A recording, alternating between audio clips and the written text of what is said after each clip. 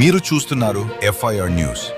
తాజా వార్తలు, కీలక అప్డేట్స్ కోసం మా ఛానల్ను సబ్స్క్రైబ్ చేయండి. తెలియజేస్తా ఉన్నాను. ఈరోజు మీడియా సమావేశం ఏర్పాటు చేయడానికి గల కారణం ఏంటంటే, గత నెల రోజులుగా వెలువడినటువంటి ఎస్సీ కాంప్లెక్స్ సంబంధించిన ప్రెస్ నోట్ విషయం దగ్గర నుంచి ఇంటర్వ్యూల వరకు అన్ని అక్రమాలు, అన్యాక్రాంతం, నిజమైన దళితులకు దక్కకుండా ఉపకులాలకు న్యాయం చేసే విధంగా జిల్లా యంత్రాంగం ప్రయత్నిస్తూ ఉన్నది. అలాగే ఆందోళనలో ఎక్కువ శాతంలో మాదిగలే, అధిక శాతం 50,000 పైచలకు నిరుద్యోగులు ఉన్నారు. అలా కాకుండా జిల్లా యంత్రాంగం గత 30 ఏళ్ల నుంచి ఈ షాపుల ద్వారా లబ్ధి పొంది ఆర్థికంగా ఎదిగిన వాళ్ళకే కేటాయించడంలో అంతర్యం ఏమిటని మేము మీముఖంగా ప్రశ్నిస్తూ ఉన్నాము. మా ఆవేదన ఒకటే, నిరుద్యోగులు ఇంతమంది ఆందోళనలో ఉండి 30 ఏళ్లుగా వాళ్ళు లబ్ధి పొందిన వాళ్ళకి ఇవ్వడంలో లోపాయకారి ఒప్పందం ఏదైనా కుదుర్చుకున్నారా అనే అనుమానాలు వ్యక్తమవుతూ ఉన్నాయి.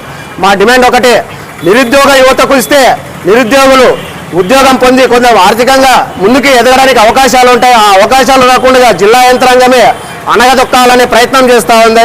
ఈ అణగదొక్కాలనే ప్రయత్నం వెనుక ఉన్న అంతర్యాన్ని తెలుసుకొని స్థానికంగా ఉన్నటువంటి మా ఎమ్మెల్యే గారు అయితేనేమి, జిల్లా కలెక్టర్ సిరి మేడం గారు అయితేనేమి, జాయింట్ కలెక్టర్ అయితేనేమి, మొత్తం అధికారులందరూ కూడా చొరవ తీసుకొని దీనిపైన విచారణ జరిపి నిజమైన దళితులకు మాత్రమే న్యాయం జరగాలని నేను కోరుకుంటా ఉన్నాను. అదేవిధంగా ఈ ఎస్సీ కాంప్లెక్స్లో దాదాపుగా 30 ఏళ్ల నుంచి ఇక్కడ లబ్ధి పొందుతున్నటువంటి కొంతమంది గ్రూపుగా ఏర్పడి అసాంఘిక కార్యకలాపాలు కొనసాగిస్తూ మందు సేవిస్తూ అలాంటి సందర్భాలు చివరి నెలలో నా దృష్టికి వచ్చింది. దీని విషయం పైన 2 టౌన్ పోలీస్ స్టేషన్లో కంప్లైంట్ ఇవ్వడం జరిగినది.